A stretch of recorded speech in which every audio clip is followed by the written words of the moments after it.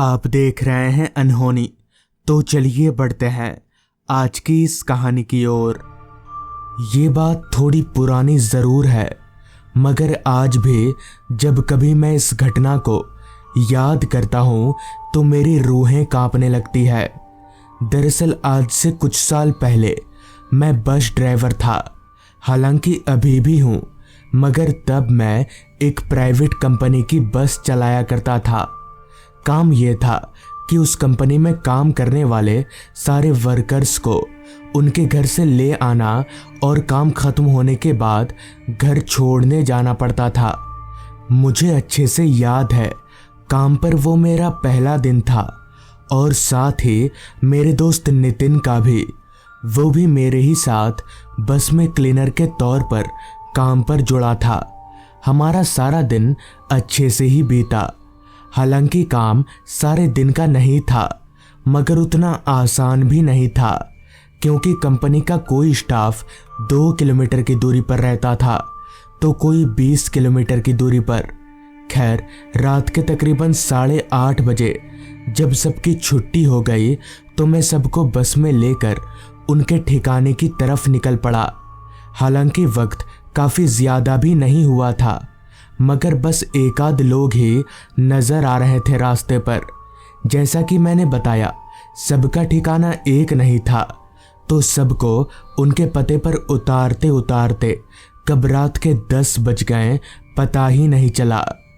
परेशानी की बात यह थी कि मुझे और नितिन को बस लेकर वापस उसी कंपनी में जाना था, क्योंकि बस रात में उसी कंपनी के यार्ड में रहती है। खैर, जाना तो पड़ेगा ही, जिस वजह से हम लोग ज़्यादा वक्त ना लेते हुए वापस अपनी मंजिल की तरफ निकल पड़े।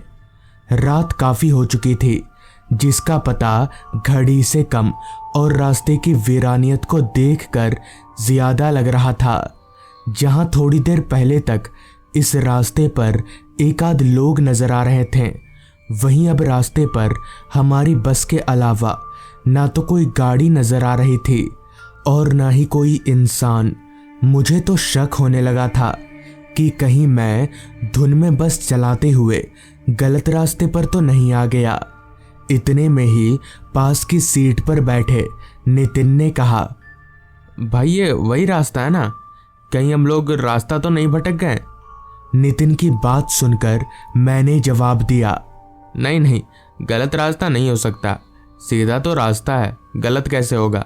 असल में ठंड इतनी ज़्यादा है कि कौन बाहर निकलेगा। नितिन ने मेरी बात पर हामी भरी।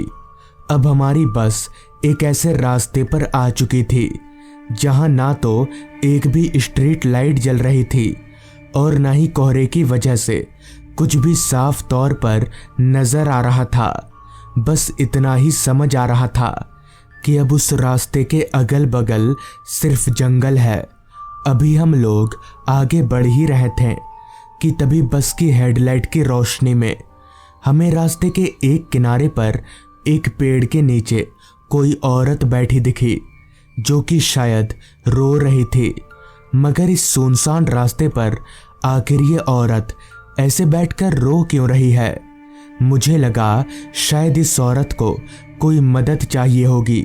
ये सोचकर अभी मैं बस की रफ्तार को धीमी कर ही रहा था कि तभी नितिन ने कहा, भाई बस मत रोक, मैंने बहुत कहानियों में सुना है कि ऐसे रास्तों पर चुड़ैल भटकती है।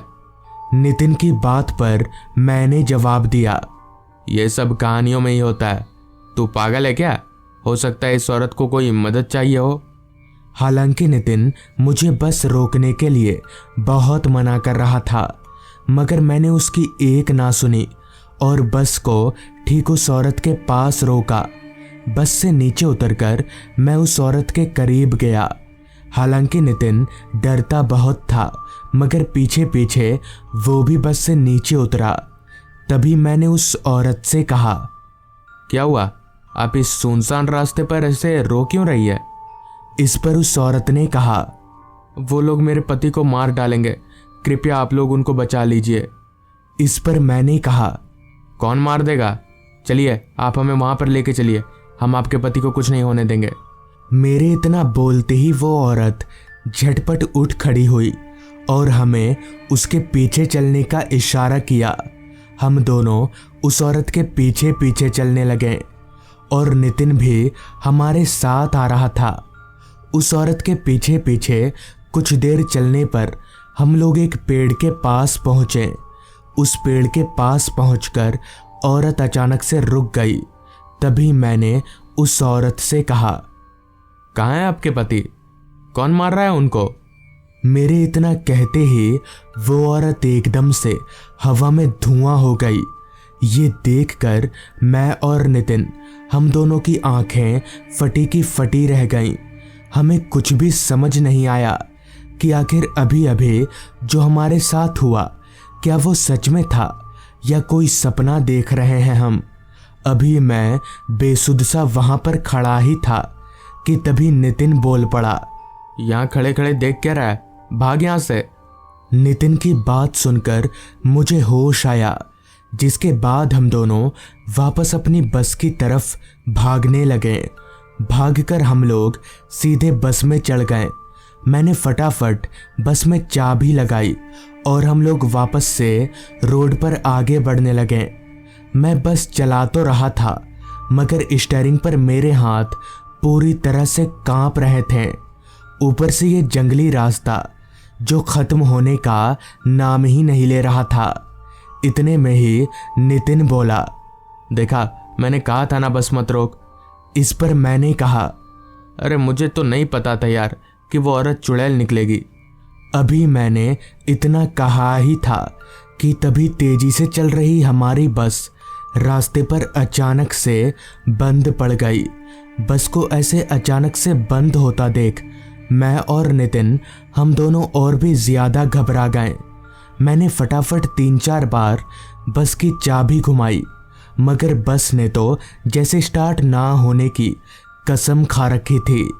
तभी मैंने नितिन से कहा, नीचे उतरना पड़ेगा, बस चालू नहीं हो रही। जिस पर नितिन बोला, पर यहाँ बस से नीचे उतरना सही रहेगा? तो मैंने कहा, पर हम लोग ऐसे यहाँ कब तक रहेंगे? देखना भी तो पड़ेगा कि आखिर दिक्कत क्या है। ये सब बात करके अभी हम दोनों बस से नीचे उतरने जा ही रहे थे कि तभी मेरी नज़र बस के सामने की तरफ गई। तो मैंने वहाँ जो देखा वो देखकर मेरे होश उड़ गए, क्योंकि अब बस के सामने बहुत सारे लोग आ चुके थे। उन सभी लोगों का चेहरा इतना डरावना था कि वो किसी इंसान की तरह तो बिल्कुल भी नहीं लग रहे थे। वो लोग धीरे धीरे चलते हुए बस के दरवाजे की तरफ आ रहे थे। मैंने भागकर दरवाज़ा बंद करना चाहा मगर मेरे पैर अपनी जगह से हिल ही नहीं रहे थे, जैसे किसी ने मेरे पैरों को पीछे से पकड़ रखा हो। और शायद यही हाल नितिन का भी था। वो भयानक चेहरे वाले लोग लगातार बस के दरवाजे की ओर बढ़े आ रहे थे। हमें समझ आ गया था कि अब हमारा बचना नामुमकिन है, मगर तभी पता नहीं कहां से बस के दरवाजे पर वही औरत आकर खड़ी हो गई जो कुछ देर पहले हमें जंगल में ले जाकर गायब हो गई थी। उस औरत के दरवाजे पर आते ही वो सारे भयानक चेहरे वाले लोग एकदम से गायब हो गए। उनके गायब होते ही उस औरत ने एक दफ़ा मुस्कुराते हुए मेरी ओर देखा और फिर दूसरी बार हवा में धुआं हो गई, जिसके बाद हम दोनों भी अपने आप को आज़ाद महसूस करने लगे। मैं दौड़कर बस की ड्राइविंग सीट पर गया और बस को चालू करने की कोशिश करने लगा। और अजीब बात तो ये थी कि बस एक बार में ही चालू हो गई। फिर हमने जो बस भगाना शुरू किया, सीधे कंपनी के ऑफिस में ही पहुंचे। कुछ दिनों तक हमने इस घटना का जिक्र लोगों से किया ही नहीं। बाद में जब हमने लोगों से इस बारे में बात की तो उन्होंने जो बताया वो हैरान कर देने वाला था। दरअसल वो औरत और उसका पति एक बार उस जंगल के रास्ते से कहीं जा रहे थे। तभी कुछ गुंडों ने दुश्मनी से उसके पति को एक पेड़ पर बांधकर मार डाला। वो औरत रोड पर आकर चीखती रही मगर किसी ने भी उसकी मदद नहीं की। आखिर में उस औरत ने भी दम तोड़ दिया। कहते हैं कि तभी से वो औरत उस रास्ते से गुजरने वालों से रात में मदद मांगती है। जो मदद के लिए तैयार हो जाता है उसे तो वो कुछ नहीं करती, लेकिन जो मदद नहीं करता उसके साथ बहुत बुरा होता है। मतलब वो औरत उन्हें मार डालती है। और वो लोग जिन्होंने हमारी बस रुकवाई थी वो वही लोग थे जो उस औरत के चंगुल में आकर मरे हैं। ये सब सुनकर मैंने अपने आप को खुशनसीब माना कि उस रात मैंने उस औरत की मदद की, वरना अगर मैं नितिन की बात मानता तो पता नहीं उस रात क्या हो जाता।